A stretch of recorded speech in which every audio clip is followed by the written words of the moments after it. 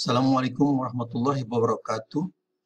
Ini adalah merupakan undangan bagi seluruh para saintis Islam di seluruh dunia untuk melakukan diskusi virtual tentang Global Fajar.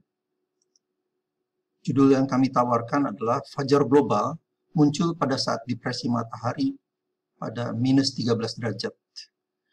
Ini adalah video pertama yang resmi dikeluarkan oleh Islamic Science Research Network, Hamka Muhammadiyah University di Jakarta, Indonesia, dengan Open Fajar Project Team United Kingdom. Oke, kita review dulu Fajar dan Twilight. Ini adalah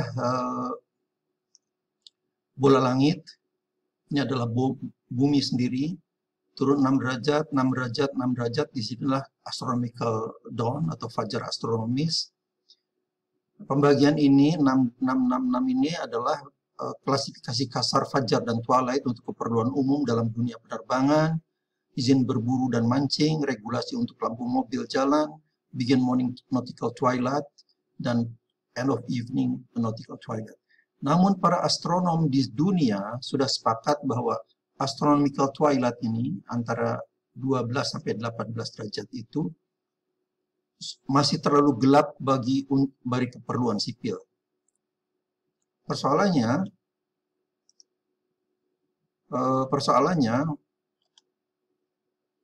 para umat Islam di dunia menggunakan twilight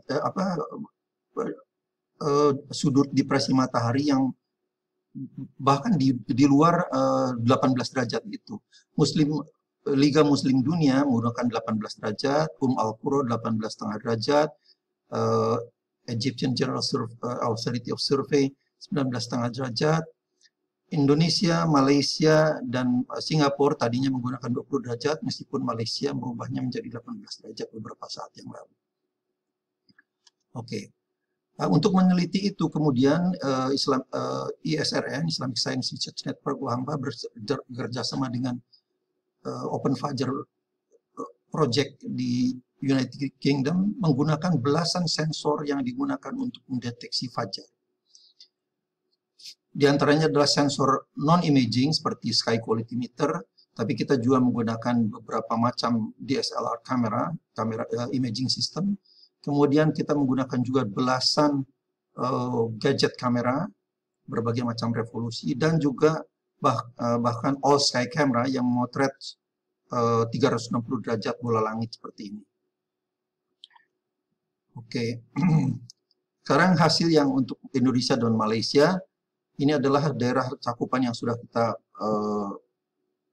cover di seluruh Indonesia dan sedikit Malaysia di sini, Johor Bahru. Dan inilah hasilnya. Kita memiliki 245 hari yang diambil sejak 2016 kosong, tapi 2017 sampai 2020 ada semua di sana. Ada 245 hari dan rata-ratanya kita memperoleh adalah minus 13,24 derajat dengan standar deviasi 1,81 derajat. Jadi jauh sekali dari 20 derajat yang dianut oleh pemerintah Indonesia. Distribusinya lihat sangat normal. Kemudian kita Open Fajar Project United Kingdom untuk kota Birmingham mempunyai 422 derajat. Data itu diambil menggunakan all sky camera. Diambil pada 2017 sampai 2018. Ini datanya. Rata-ratanya adalah minus 12,98 derajat dengan standar deviasi 0,99 derajat. Distribusinya juga sangat normal. Nah, pertanyaan sekarang, apakah di Indonesia yang tadi 13,24 dan Birmingham yang 12,98 itu, apakah itu sama secara statistik? Ini pertanyaan yang sangat penting. Nah, kemudian modern statistik memiliki alat untuk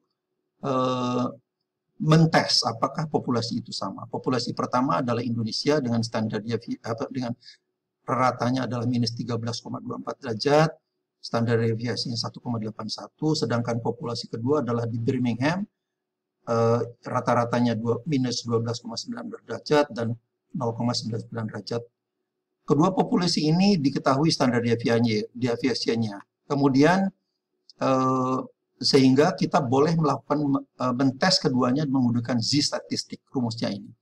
Syaratnya adalah kita harus mampu mengambil sampel secara acak dari sini, kita ambil sampel acak secara acak dari populasi yang kedua. Bagaimana langkah-langkah tes statistiknya? Langkah pertama, deklarasikan null dan alternate hypothesis. Hipotesisnya kita ambil adalah ternyata mu B atau rata-rata untuk Birmingham itu sama dengan mu I, rata-rata untuk Indonesia. Alternatif hipotesisnya tentu saja tidak sama. Kemudian pilih level of significance, kita pilih 5%. Oke, kemudian langkah ketiganya tentukan tes statistiknya. Kita menggunakan z-statistik karena kedua populasi terdistribusi normal dan standar deviasi kedua populasi diketahui. Kemudian langkah keempat, rumuskan aturan keputusannya. Aturan keputusannya adalah ini, kalau kita z-statistik yang kita hitung jatuh pada region of acceptance regions, maka kita menerima null hypothesis. Tadi kalau masuk dalam rejection region di sini, berarti kita menolak null hypothesis. Nah, kemudian ini z-statistiknya, kita kemudian mengambil sampelnya itu 40. Jadi 40 dari populasi pertama Indonesia, 40 dari populasi Birmingham, random, diambilnya secara random, kemudian kita tes statistik. Ada 256 sampel, 256 sampel kali 40 berarti. Nah, kemudian kita mentes dengan rumus ini, ternyata 202 sampel itu menerima null hypothesis. Artinya 79%. Sedangkan 54-nya menolak null hypothesis. Atau dengan demikian secara meyakinkan bahwa null hypothesis itu diterima. Yang menyatakan bahwa rata-rata untuk Birmingham dan untuk Indonesia itu secara statistik sama. Akhirnya karena itu sama berarti boleh digabungkan. Maka ini adalah gabungannya. Jadi seluruhnya ada 664 hari. Dengan rata-rata barunya sekarang adalah minus 13,08 derajat dengan standar deviasi 1,37 derajat. Namun persoalannya kita harus mencek apakah ada kemungkinan outliers di sana. Maka kemudian kita kita lihat ininya distribusi distribusi z-score-nya. Nah, kemudian ini menggunakan rumus untuk menstandarisasi untuk menghitung z-score. Mu-nya aja 13,08, standar deviasi 1,37, sehingga yang 13,08 ini distandarisasi menjadi 0, yang 17 derajat menjadi 2,87 ini. Nah, ternyata kalau kita menggunakan rumus ini dengan input dasarnya ini adalah yang 18 derajat, 19 derajat, 20 derajat itu lebih besar dari 3 semuanya. Jadi ini saya plot dengan saya print dengan merah. Z-score lebih besar dari 3 menurut para ahli statistik di dunia adalah outliers dan harus dibuang. Karena kita tidak bisa membedakan antara apakah itu sudah blunder. Demikian juga z-score yang kurang dari minus 0,3, sayangnya tidak ada di sini, itu juga harus dihilangkan. Itulah ketentuan dari para ahli statistik di dunia. Sehingga kemudian kita urutkan z-score-nya dari kecil sampai besar. Nah, ternyata ini yang terakhir ini ada 316, 331, 3,6. Ada 1 di Temanggung, 1 di Bitung, Makassar 2 buah. Ini yang harus kita buang karena ini outlier. Blunder lah. Sehingga sekarang kita hanya memiliki 664 dari 628 yang semula itu. Nah, kemudian ada perubahan yang tadinya min-nya 13,08 sekarang menjadi 13,05 dan standar deviasinya dari 1,37 menjadi 1,32. Oke. Nah, kemudian kita pengen juga cek berapakah jumlah dip yang lebih besar atau sama dengan 16? Kita bisa cek di sini. Ini ada yang 16, ini 1, 2, 3, 4, 5, 6, ada 11 biji. Jadi yang lebih dari 16 ada 11. Artinya persentasenya dibagi 664, 1,66%. Padahal secara teoritis, kalau datanya itu continuous, datanya tak terhingga itu 0,7%. Kalau 15 derajat lebih ada 45 atau 6,78%, teoritis 6,95, terus dan sebagainya. Ternyata perbedaan antara kemunculan resmi dengan teoritis itu hanya kurang dari 1% saja. Jadi intinya ini membuktikan bahwa hasil hitungan yang kami lakukan sudah sangat reliable. Oke, jadi kesimpulannya adalah ternyata rata-rata untuk Birmingham dan Indonesia itu adalah sama, jadi boleh digabungkan. Kita boleh menggabungkan keduanya untuk memperoleh rata gabungan, yaitu minus 1305 derajat dengan standar deviasi 1,32 derajat.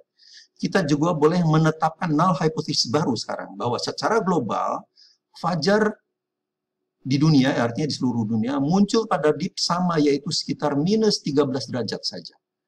Jadi fakta saintifik ini menimbulkan pertanyaan, mengapa ISNA harus menggunakan 17,5 derajat, Egyptian General Authority of Survey 19,5 derajat, World Muslim League 18 derajat, Al-Qura 18,5 derajat, Malaysia 18 derajat, Indonesia 20 derajat, dan seterusnya.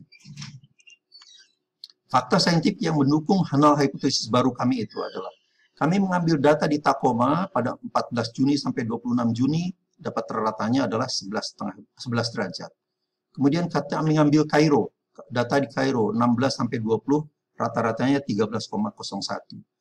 Tapi setelah Kairo kami mengambil juga di Istanbul pada 21 sampai 26 derajat. Kalau digabungkan ratanya hanya 11,5 derajat. Nah, ini adalah yang menginspirasi kami untuk mengundang para ilmuwan muslim di seluruh dunia untuk bekerja sama dalam crowdsourcing data collection.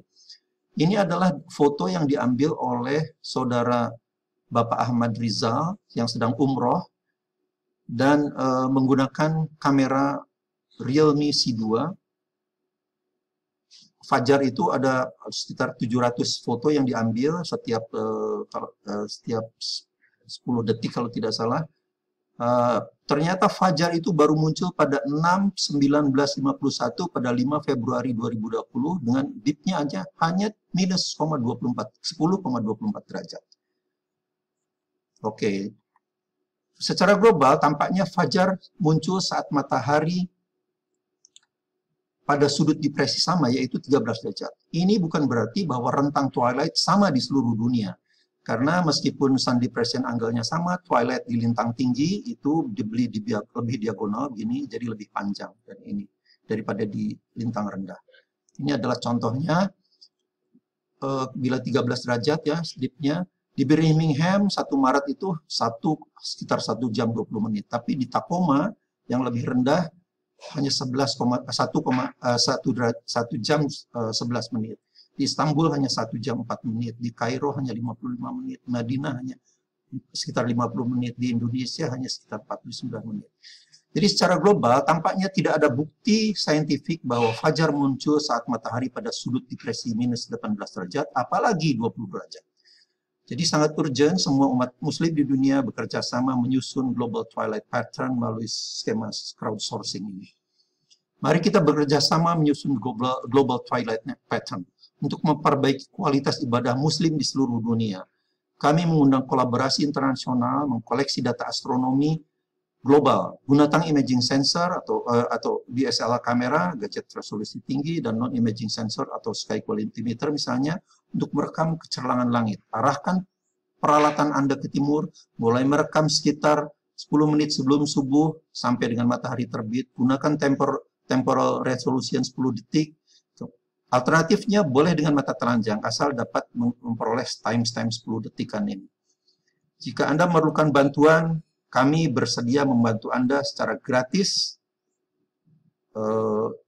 kontribusi Anda akan dihargai. Terima kasih. Wassalamualaikum warahmatullahi wabarakatuh.